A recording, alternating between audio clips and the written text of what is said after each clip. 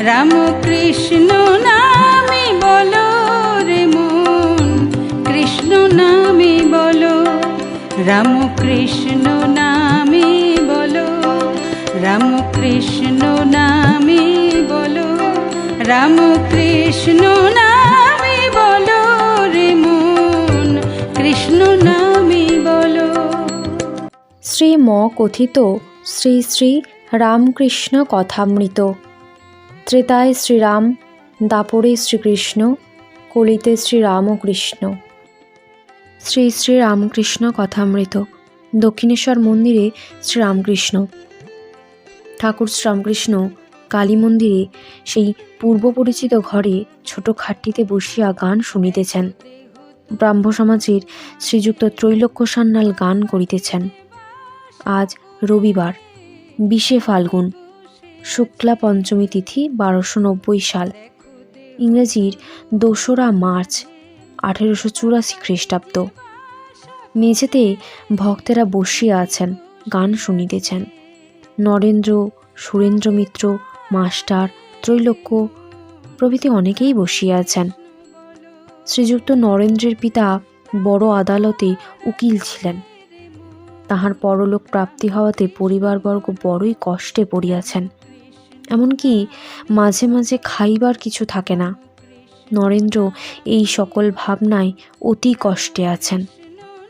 ঠাকুরের শরীর হাত ভাঙা অবধি এখনো ভালো হয় নাই। হাতে অনেক দিন বার দিয়া রাখা হইয়াছিল। ত্রৈলোক্য মার গান গাহিতেছেন। গানে বলিতেছেন, মা তোমার কোলে নিয়ে অঞ্চলে ঢেকে আমায় বুকে রাখো। ঠাকুর শুনিতে শুনিতে প্রেমাশ্রু বিসর্জন করিতেছেন আর বলিতেছেন, আহা কি ভাব। ঠাকুর প্রেমাশ্রু বিসর্জন করিতে করিতে মেঝেতে আসিয়া বসিলেন। গান সমাপ্ত হইল। ঠাকুর এবার কথা কহিতেছেন। শ্রীরামকৃষ্ণ ত্রৈলোক্য ও অন্যান্য ভক্তদের প্রতি বলছেন, হরি সেব্য, হরি সেবক। এই ভাবটি পূর্ণ জ্ঞানের লক্ষণ।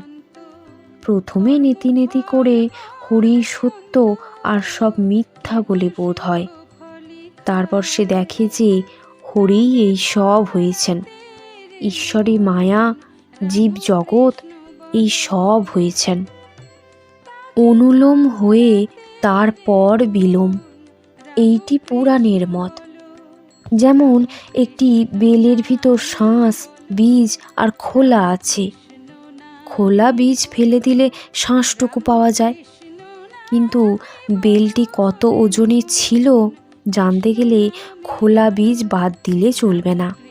তাই জীব জগৎকে ছেড়ে প্রথমে সচ্চিদানন্দে পৌঁছাতে হয়। তারপর সচ্চিদানন্দকে লাভ করে দেখে যে তিনি এই সব জীব জগৎ হয়েছেন। শাঁস যে বস্তুর, বীজ ও খোলা সেই বস্তু থেকেই হয়েছে। যেমন ঘোলেরই মাখন আর মাখনেরই ঘোল। তবে কেউ বলতে পারে, সচ্চিদানন্দ এত শক্ত হলে কেমন করে? এই জগৎ টিপলে খুব কঠিন বোধ হয়। তার উত্তরেই, যে শনিত শুক্র এত তরল জিনিস, কিন্তু তাই থেকে এত বড় জীব মানুষ তৈয়ারি হচ্ছে, তাহাতেই সবই হতে পারে। একবার অখণ্ড সচ্চিদানন্দে পৌঁছে তারপর নেমে এসে এই সব দেখা। ঠাকুর বলছেন, তিনিই সব হয়েছেন। সংসারে কিছু তিনি ছাড়া নয়। গুরুর কাছে বেদ পড়ে রামচন্দ্রের বৈরাগ্য হলো। তিনি বললেন, সংসার যদি স্বপ্নবৎ তবে সংসার ত্যাগ করাই ভালো। দশরথের বড় ভয় হলো। তিনি রামকে বোঝাতে গুরু বশিষ্ঠকে পাঠিয়ে দিলেন। বশিষ্ঠ বললেন, রাম, তুমি সংসার ত্যাগ করবে বলছো কেন? তুমি আমায় বুঝিয়ে দাও যে সংসার ঈশ্বর ছাড়া। যদি তুমি বুঝিয়ে দিতে পারো ঈশ্বর থেকে সংসার হয় নাই, তাহলে তুমি ত্যাগ করতে পারো। রাম তখন চুপ করে রইলেন, কোনো উত্তর দিতে পারলেন না। সব তত্ত্ব শেষে আকাশ তত্ত্বে লয় হয়। আবার সৃষ্টির সময় আকাশ তত্ত্ব থেকে মহত্তত্ত্ব, মহত্তত্ত্ব থেকে অহংকার, এই সব ক্রমে ক্রমে সৃষ্টি হয়েছে। অনুলোম বিলোম ভক্ত সবই লয়। ভক্ত অখণ্ড সচ্চিদানন্দকেও লয়, আবার জীব জগৎকেও লয়। ঠাকুর বলছেন, যোগীর পথ কিন্তু আলাদা। সে পরমাত্মাতে পৌঁছে আর ফেরে না, সেই পরমাত্মার সঙ্গে যোগ হয়ে যায়। একটুর ভিতরে যে ঈশ্বরকে দেখে তার নাম খণ্ডজ্ঞানী। সে মনে করে যে তার ওদিকে আর তিনি নাই। ভক্ত তিন শ্রেণীর। অধম ভক্ত বলে ওই ঈশ্বর, অর্থাৎ সে আকাশের দিকে দেখিয়ে দেয়। মধ্যম ভক্ত বলে তিনি হৃদয়ের মধ্যে অন্তর্যামী রূপে আছেন। আর উত্তম ভক্ত বলে যে তিনি এই সব হয়েছেন, যা কিছু দেখছি সবই তার এক একটি রূপ। নরেন্দ্র আগে ঠাট্টা করত আর বলতো তিনিই সব হয়েছেন, তাহলে ঈশ্বর ঘটি, ঈশ্বর বাটি। এইসব কথা শুনে ভক্তেরা সকলে হাসছেন। ঠাকুর শ্রীরামকৃষ্ণ বলছেন, তাকে কিন্তু দর্শন করলে সব সংশয় চলে যায়। শোনা এক, দেখা এক, শুনলে 16 আনা বিশ্বাস হয় না। সাক্ষাৎকার হলে আর বিশ্বাসের কিছু বাকি থাকে না। ঈশ্বর দর্শন করলে কর্ম ত্যাগ হয়। আমার ওই রকমই পূজা উঠে গেল। কালীঘরে পূজা করতাম, হঠাৎ দেখিয়ে দিলে সব চিন্ময়। তখন উন্মত্তের ন্যায় চতুর্দিকে পুষ্প বর্ষণ করতে লাগলাম, যা দেখি তাই পূজা করি। একদিন পূজার সময় শিবের মাথায় বজ্র দিচ্ছি, এমন সময় দেখিয়ে দিলে এই বিরাট মূর্তিই শিব। তখন শিব গড়ে পূজা বন্ধ হলো। ফুল তুলছি, হঠাৎ দেখিয়ে দিলে যে ফুলের গাছগুলি যেন এক একটা ফুলের তোড়া। ত্রৈলোক্য বলছেন, আহা, ঈশ্বরের রচনা কি সুন্দর। শ্রীরামকৃষ্ণ বলছেন, না গো, ঠিক দপ করে দেখিয়ে দিলে, হিসেব করে নয়। দেখিয়ে দিলে যেন এক একটি ফুল গাছ এক একটি তোড়া সেই বিরাট মূর্তির উপর শোভা করছে। সেই দিন থেকে ফুল তোলা বন্ধ হয়ে গেল। মানুষকেও আমি ঠিক সেই রূপ দেখি। তিনি যেন মানুষ শরীরটাকে লয়ে হেলে দুলে বেড়াচ্ছেন। যেমন ঢেউয়ের উপর একটা বালিশ ভাসছে, বালিশটা এদিক ওদিক নড়তে নড়তে চলে যাচ্ছে, কিন্তু ঢেউ লেগে একবার উঁচু হচ্ছে, আবার ঢেউয়ের সঙ্গে নিচে এসে পড়ছে। ঠাকুর বলছেন, শরীরটা দুদিনের জন্য, তিনিই সত্য। শরীর এই আছে, এই নাই। অনেক দিন হলো যখন পেটের ব্যামোতে বড় ভুগছি, হৃদে বললে, মাকে একবার বলো না, যাতে আরাম হয়। আমার রোগের জন্য বলতে লজ্জা হলো। বললুম, মা, সোসাইটিতে মানুষের হাড় দেখেছিলাম, তার দিয়ে জুড়ে জুড়ে মানুষের আকৃতি। মা, এরকম করে শরীরটা একটু শক্ত করে দাও, তাহলে তোমার নাম গুণকীর্তন করব। বাঁচবার ইচ্ছা কেন? রাবণ বধের পর রাম লক্ষ্মণ লঙ্কায় প্রবেশ করলেন। রাবণের বাটিতে গিয়ে দেখেন রাবণের মা নিকষা পালিয়ে যাচ্ছে। লক্ষ্মণ আশ্চর্য হয়ে বললেন, রাম, নিকষার সব অংশ নাশ হলো, তবু প্রাণের উপর এত টান। নিকষাকে কাছে ডাকিয়ে রাম বললেন, তোমার ভয় নাই, তুমি কেন পালাচ্ছিলে? নিকষা তখন বললে, রাম, আমি সেজন্য পালাই নাই, বেঁচে ছিলাম বলে তোমার এত লীলা দেখতে পেলাম। যদি আরও বাঁচি তো আরও লীলা দেখতে পাবো, তাই বাঁচবার স্বাদ। বাসনা না থাকলে শরীর ধারণ হয় না। ঠাকুর সহাস্যে বলছেন, আমার একটি আধটি স্বাদ ছিল। বলেছিলাম, মা, কামিনী কাঞ্চন ত্যাগীর সঙ্গ দাও, আর বলেছিলাম তোর জ্ঞানী ও ভক্তের সঙ্গ করব। তাই একটু শক্তি দে, যাতে হাঁটতে পারি, এখানে ওখানে যেতে পারি। তা হাঁটবার শক্তি দিলে না কিন্তু। ত্রৈলোক্য তখন সহাস্যে বলছেন, সাহাত কি মিটেছে? শ্রীরামকৃষ্ণ তখন সহাস্যে বলছেন, একটু বাকি আছে। শরীরটা 2 দিনের জন্য। হাত যখন ভেঙে গেল, মাকে বললুম, মা বড় লাগছে। তখন দেখিয়ে দিলে গাড়ি আর তার ইঞ্জিনিয়ার। গাড়ির একটা স্ক্রু আলগা হয়ে গেছে। ইঞ্জিনিয়ার যে রূপ গাড়ি চালাচ্ছে, গাড়ি সেই রূপ চলছে। নিজের কোনো ক্ষমতা নাই। তবে দেহের যত্ন করি কেন? ঈশ্বরকে নিয়ে সম্ভোগ করব, তার নাম গুণ গাইব, তার জ্ঞানী ভক্ত দেখে দেখে বেড়াবো। নরেন্দ্র মেঝের উপর সম্মুখে বসিয়া আছেন। শ্রীরামকৃষ্ণ ত্রৈলোক্য ও ভক্তদের প্রতি বলছেন, দেহের সুখ দুঃখ আছেই। দেখো না নরেন্দ্র, বাপ মারা গেছে, বাড়িতে বড় কষ্ট, কোনো উপায় হচ্ছে না। তিনি কখনো সুখে রাখেন, কখনো দুঃখে। ত্রৈলোক্য বলছেন, আগে ঈশ্বরের নরেন্দ্রের উপর দয়া হবে। শ্রীরামকৃষ্ণ সহাস্যে বলছেন, আর কখন হবে?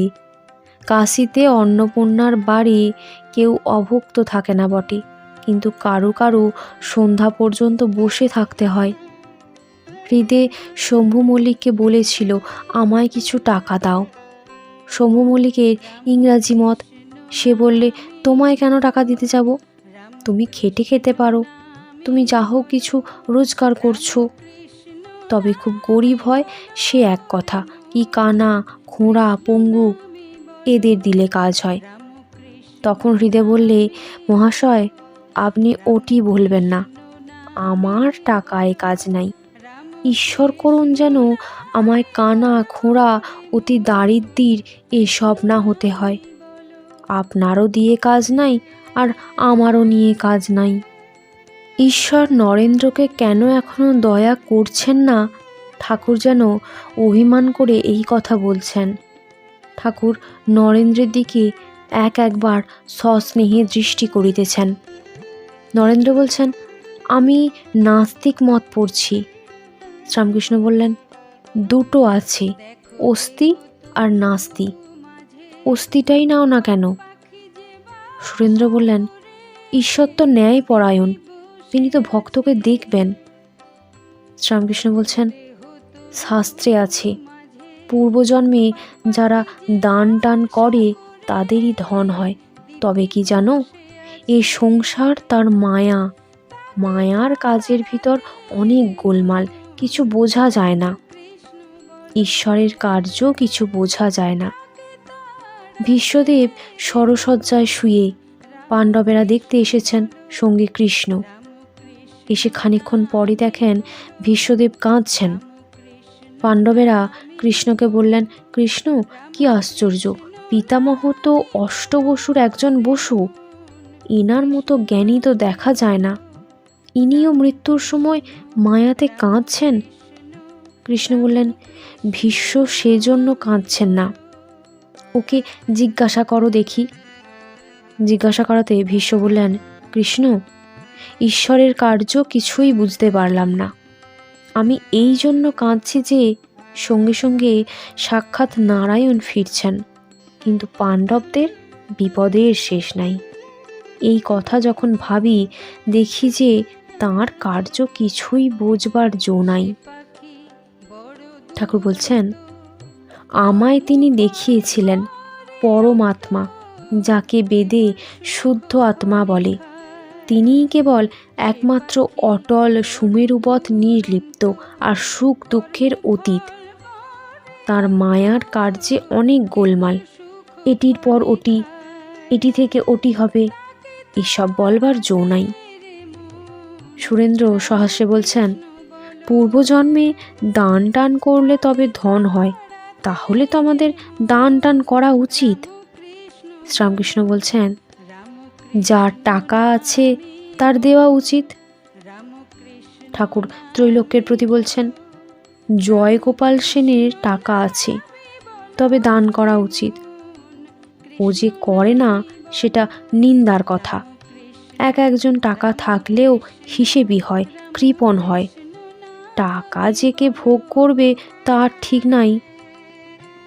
সেদিন জয়গোপাল এসেছিল, গাড়ি করে আসে, গাড়িতে ভাঙা লণ্ঠন, ভাগাড়ের ফেরত ঘোড়া, মেডিকেল কলেজের হাসপাতাল ফেরত দারোয়ান, আর এখানের জন্য নিয়ে এলো 2 পচা ডালিম। সুরেন্দ্র বলছেন, জয়গোপালবাবু ব্রাহ্ম সমাজের, এখন বুঝি কেশববাবু ব্রাহ্ম সমাজে সেরূপ লোক নাই। বিজয় গোস্বামী, শিবনাথ ও আর বাবুরা সাধারণ ব্রাহ্ম সমাজ করেছেন। শ্রীরামকৃষ্ণ সহাস্যে বলছেন, গোবিন্দ অধিকারী যাত্রার দলে ভালো লোক রাখতো না, ভাগ দিতে হবে বলে। ঠাকুর বলছেন, কেশবের শিষ্য একজনকে সেদিন দেখলাম।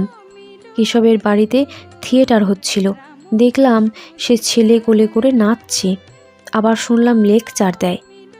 নিজেকে কে শিক্ষা দেয় তার ঠিক নাই। ত্রৈলোক্য গাহিতেছেন, চিদানন্দ সিন্ধু নীরে প্রেমানন্দের লহরী। গান সমাপ্ত হইলে শ্রীরামকৃষ্ণ ত্রৈলোক্যকে বলিতেছেন, ওই গানটা গাও তো গা, আমায় দে মা পাগল করে। ভিডিওটি যদি ভালো লেগে থাকে অবশ্যই সাবস্ক্রাইব করবেন এবং লাইক, কমেন্ট, শেয়ার করবেন, যাতে আরও প্রচুর মানুষ এই ভিডিও দেখতে পারে।